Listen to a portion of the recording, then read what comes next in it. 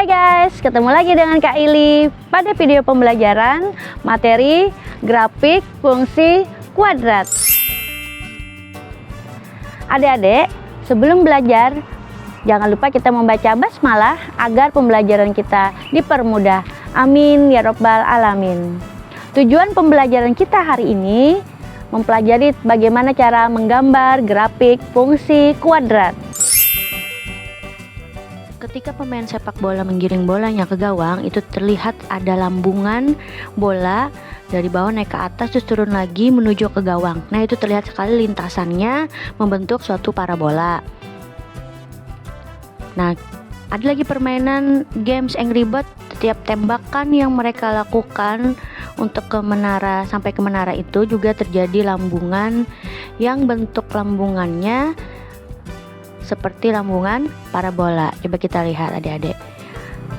Nah, kali ini kita akan mempelajari bagaimana cara menggambar grafik fungsi kuadrat tersebut. Untuk lebih jelasnya, mari saksikan tayangan video pembelajaran Kak Ili berikut ini. Check it out. Oke adik-adik, pada pembahasan kali ini untuk judul grafik fungsi kuadrat, kita akan membahas satu contoh soal bagaimana cara menggambar grafik tersebut. Nah, pada pertemuan sebelumnya kan kita udah mempelajari cara menggambar grafik fungsi kuadrat juga, namun menggunakan teknik yang berbeda. Waktu itu kita menggunakan teknik mencari titik sumbu X, mencari titik sumbu Y, dan titik puncak. Kali ini ada tips dan trik yang berbeda dengan menggunakan titik domain pada fungsi kuadrat yang akan membentuk titik koordinat. Nah, titik koordinat tersebut nanti yang akan kita pindahkan ke diagram Kartesius. Bagaimana? Di sini ada contoh soal. Gambarlah grafik fungsi kuadrat dari fx sama dengan x kuadrat kurang 2x. Nah, yang kakak sebutkan tadi, ini namanya adalah grafik, bukan grafik tapi masih fungsi kuadrat. Nah, kita bagaimana cara menggambarnya? Mari kita lihat. Pertama, kita bikin tabel seperti ini untuk mempermudah. Kemudian kita bisa melihat di sini ada titik-titik yang kakak sebutkan tadi. Titik domain ini adalah yang berwarna biru tua ini. Ada negatif 2, negatif 1, 0, 1, 2, 3, dan 4. Nah, untuk penetralnya itu adalah yang paling aman adalah di titik 0, titik domainnya.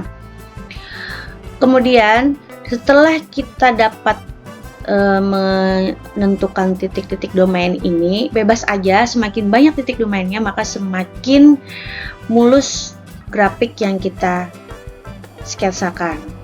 Kita mulai dari negatif 2 dulu ya. Artinya si titik X negatif 2 ini akan dimasukkan ke fungsi kuadrat tersebut. Jadi isinya itu samakan dengan fungsi kuadratnya. Mari kita hitung sama-sama. F kan yaitu x kuadrat kurang 2x kurang 3. Nah, kita ganti x-nya menjadi negatif 2. Jadi di sini negatif 2 berpangkat 2 kurang 2 kali negatif 2 sama kurang 3, hasilnya berapa? Negatif 2 berpangkat 2 itu hasilnya adalah 4. Negatif kali negatif positif, tambah 4 kurang 3. Oke, 8 kurang 3 berapa? Yaitu 5. Nah, sehingga akan menghasilkan titik X yang sudah dapat negatif 2 dan kemudian Y-nya 5. Jadi negatif 2,5. Nah, untuk berikutnya yaitu F negatif 1. X-nya diganti dengan negatif 1. Jadi di sini negatif 1 berpangkat 2 dikurang 2 kali negatif 1 dikurang 3 sama dengan 1 ya, ini hasilnya negatif 1 pangkat 2 ya, ditambah 2 dikurang 3 sama dengan 1 tambah 2 3, 3 kurang 3 0. Nah, titik koordinatnya menjadi negatif 1,0. Lalu kita lanjutkan, X-nya diganti dengan 0. 0 berarti berpangkat 2 dikurang 2 kali 0 dikurang 3 sama dengan 0 kurang 0 kurang 3, hasilnya adalah negatif 3 ya, berarti ini 0, negatif 3. Nah, kita sudah sampai ke 0 kan. Nah, selanjutnya satu titik X-nya 1, 2, 3, 4. Mari kita lanjutkan untuk menghitung X-nya diganti dengan 1.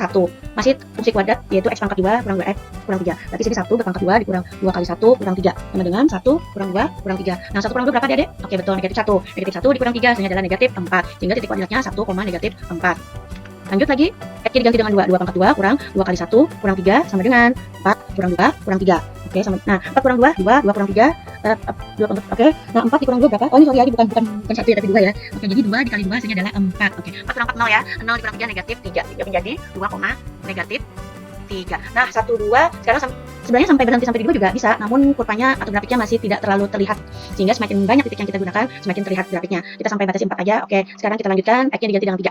Berarti 3 pangkat 2 dikurang 2 kali 3 kurang 3 sama dengan 9 kurang 6 kurang 3. Hasilnya adalah 0 ya ini ya, kayak 0,3. Nah, titik yang terakhir, X-nya diganti dengan 4, berarti 4 pangkat 2 dikurang 2 kali 4 dikurang 3. 4 pangkat 5 adalah 16. 2 kali 4, 8, kurang 3. 16 dikurang 8, 8, dikurang 3 lagi menjadi 5. Titik koordinatnya yaitu 4,5. Nah, dari 7 titik koordinat yang kita miliki ini, kita langsung aja memasukkannya ke tabel biar lebih spesifik dan terangkum.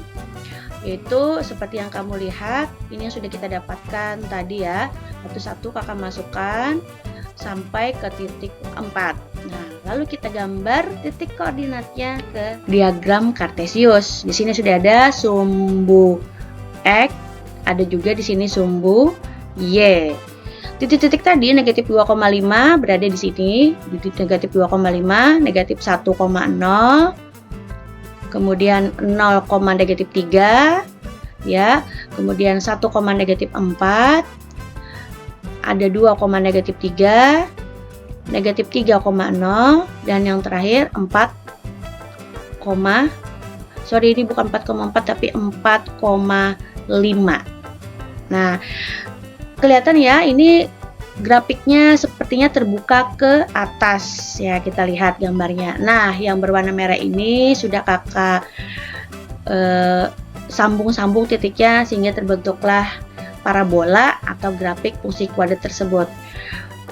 Ini bisa kita perpanjang, tidak sampai putus di titik yang warna biru yang kakak tandai ini, tapi bisa aja kita perpanjang ke atas sampai tidak terbatas, tergantung dari titik yang kalian miliki. Bagaimana adik-adik?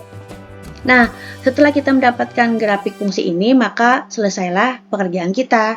Tapi sebelumnya kakak ingin menghubungkan dengan pelajaran sebelumnya.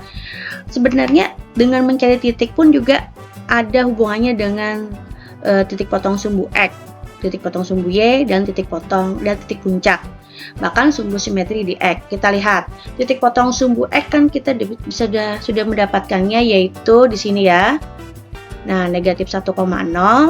Titik potong sumbu X yang berikutnya adalah 3,0. Itu yang kakak kasih lingkaran berikut ini. Titik potong sumbu Y 0, negatif 3. Ini kita dapatkan yaitu 0, negatif 3. Titik puncaknya berada di 1, negatif 4. Ini adalah titik puncaknya.